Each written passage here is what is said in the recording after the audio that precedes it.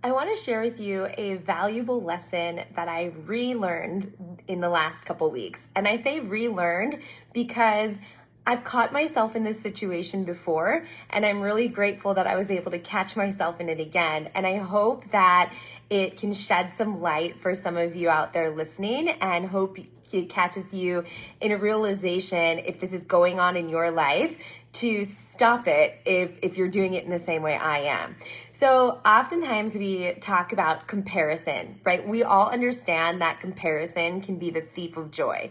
Comparing ourselves to others isn't healthy most of the time, right? We can agree on that. And what I've relearned this week is that comparing ourselves to past versions of ourselves can be just as unhealthy and damaging. Here's what happened. So many of you know that I do CrossFit. I've done CrossFit for the last 10 years. And every year the CrossFit Open comes about. It's a competition where a new workout comes out once a week for 3 weeks. You go to your gym, you get judged, you get scored, you enter your score in and get compared and ranked worldwide amongst other people in your gender, other females, other males, other people in your age group, right? So that goes on, and every year I have to consciously remind myself, Jackie, don't compare yourself to other people in the gym. You are not them. You are not at that spot. And I really work hard to make that an intentional, conscious effort, right? I still have to do that 10 years later.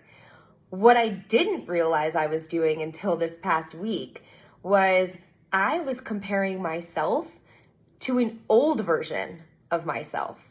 So what I mean by that is workout would come up, and literally after the fact, I would get back in my car and I would think like, gosh, like, man, if that was 7 years ago, I would have done better. I would have been faster. I would have lifted that dumbbell faster. It would have felt lighter. It wouldn't have felt as heavy. I would have been able to do that skill better, right? And I started comparing myself, who I am today, to who I was 7 years ago. Well, let me tell you why that's so unhealthy. I'm not who I was 7 years ago. 7 years ago, I had the opportunity to co-own an amazing CrossFit gym where I spent the majority of my day in a gym doing multiple workouts with different goals all set around fitness and learning new things and honing my skills. And now fast forward, here I am, right, 10 years into CrossFit with personal goals and career goals that are completely different. So it's so unfair to myself to compare who I am now to who I was 7 years ago. It doesn't even make sense if we stop and think about it, because I'm not in the same situation. I'm not in the same environment. I'm not in the same career. So to go and compare myself to who I was 7 years ago is so unrealistic and unhealthy for me to do that. It also reminded me of when I used to coach. And someone would come in and we'd practice back squatting, and they'd say to me, oh, I used to squat such and such. I used to squat this much in high school. And in my brain, I'm thinking, well, okay, that was, like 15, 20 years ago from what you're telling me. And please don't expect, in my head, I was like, please don't expect to squat that now. It was so easy for me to see that in someone else, right? Someone else comparing their past to their current situation, that I was missing that I was doing it to myself.